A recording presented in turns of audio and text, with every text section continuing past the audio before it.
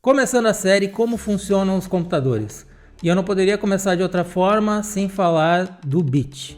O bit é a unidade mais básica do computador, em que ele representa 1 ou 0, true ou false, ligado ou desligado. Mas o que na prática realmente significa esse 1 ou 0? Talvez você já tenha ouvido falar de que o computador ele é basicamente 1 ou 0.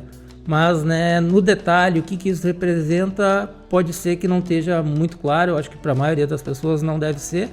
Então eu vou falar um pouco disso e de todos os detalhes do computador em outros vídeos, tá? Então, saindo do universo dos computadores, o que é um código? É simplesmente uma mensagem que eu quero passar para outra pessoa ou sistema, em que ele consegue receber aquilo e interpretar com regras que eu já tenho definidas antes. Então aqui um exemplo de um universo que eu gosto bastante, que é o do Senhor dos Anéis, em que no filme tem um momento em que as duas cidades elas já têm um código já pré-estabelecido, que é se uma tocha é acesa e essa tocha ela vai se propagando por outras tochas com uma distância de alguns quilômetros, mas que eu consigo visualizar o fogo da tocha, isso representa que uma das cidades está em perigo, está sendo atacada.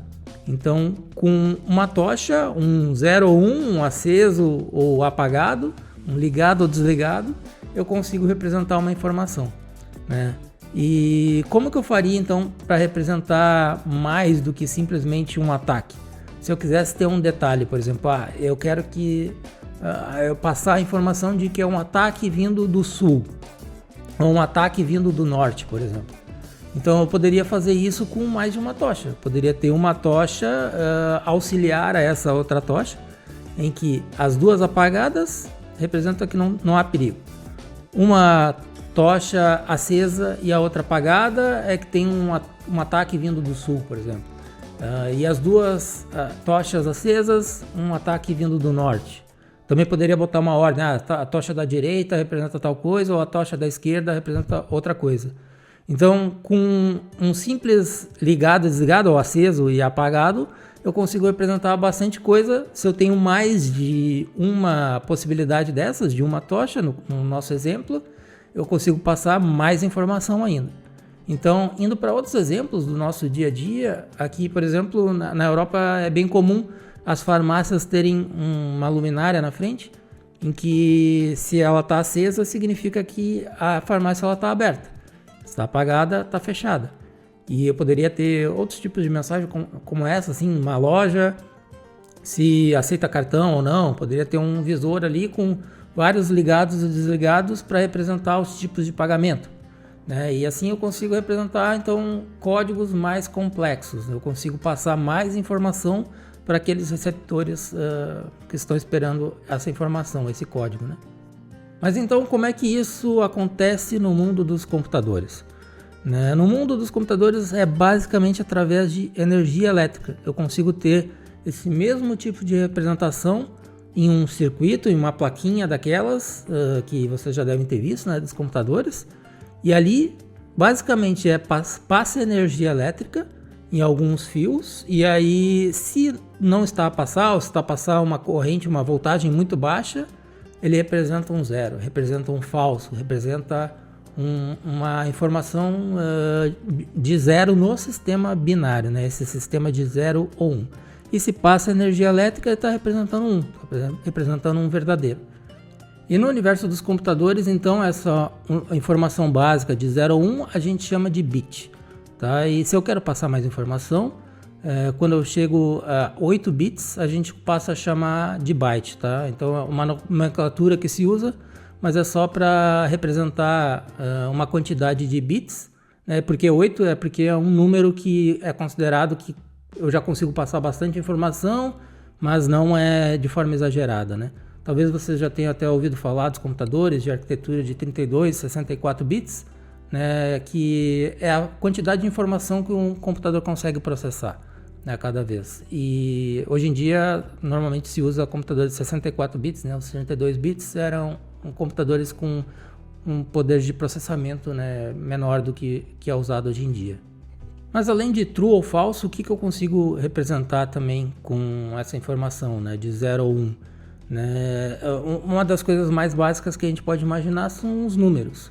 Então, A base que a gente usa no nosso dia a dia é a base decimal, né? Que é representado basicamente pelos nossos 10 dedos. Então, se eu for partir para uma base binária, que eu só tenho 0 ou 1, eu teria que fazer uma adição de bits quando eu quero representar mais números. Então, aqui na nossa tabela, a gente consegue ter um exemplo. Se eu quero representar no decimal 0 e no binário 0, é só o 0, né? E o 1 também é a mesma coisa, é 0 ou 1, que é aquelas duas informações que eu tenho. Mas como é que eu representaria o número 2 na base binária? Eu teria que adicionar um bit nessa representação. Então, com a base binária, o número 2 eu represento com 1 e 0. Então, olhando parece um 10, mas na verdade é 1 e 0. E se eu quero representar o número 4? Então vai ser 1 e 1. E aí se eu preciso representar o número 5, já que eu já esgotei minhas possibilidades de zeros e 1 naqueles 2 bits, eu vou precisar adicionar um bit. Então o número 5 já vai ser 1, 0, 1 e assim sucessivamente. Tá? Talvez vocês também já tenham ouvido falar da base hexadecimal, que é um outro tipo de base que também serve somente para representar a informação de uma outra maneira.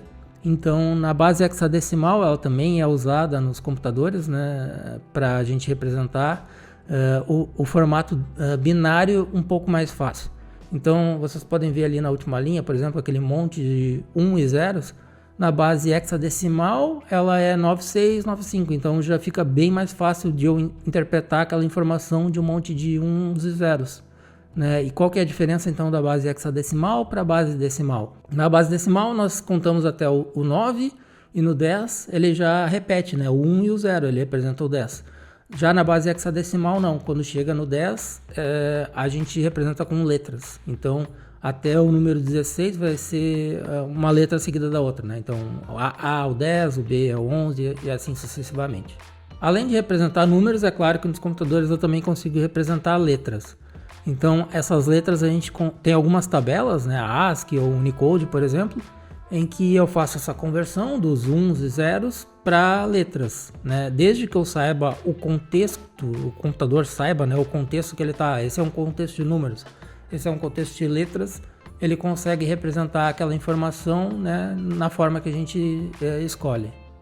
Então, fazendo um resumo, né, os códigos eles são simplesmente sistemas de comunicação em que para os computadores ele é feito através da forma binária de 0 ou 1s, que é nada mais do que energia elétrica passando por circuitos, né, por fios. Se passa energia é 1, se não passa é 0. Não é nada além disso. É lógico que essa complexidade ela vai aumentar muito conforme a gente constrói esses circuitos, que é algo que eu quero mostrar mais para frente. Mas a base disso é somente isso. 0 representa não passa energia elétrica ou passa muito pouca energia elétrica, uma voltagem baixa, e 1 passa energia elétrica. E com isso, né, como a gente viu, a gente pode representar números, letras, mas também o computador faz mais do que isso, né? Ele faz, por exemplo, cálculos, operações matemáticas. E como é que a gente consegue fazer isso através de 0 ou 1s? Algo que a gente vai ver em um outro vídeo, onde eu vou explicar um pouco sobre logic gates, né, portões lógicos, em que eu vou demonstrar como que a gente faz essa lógica de conseguir fazer outros tipos de operação no computador com essa passagem da energia elétrica dentro dos circuitos. Então, se você aprendeu alguma coisa aqui, deixa aquele like e a gente se vê no próximo vídeo. Valeu!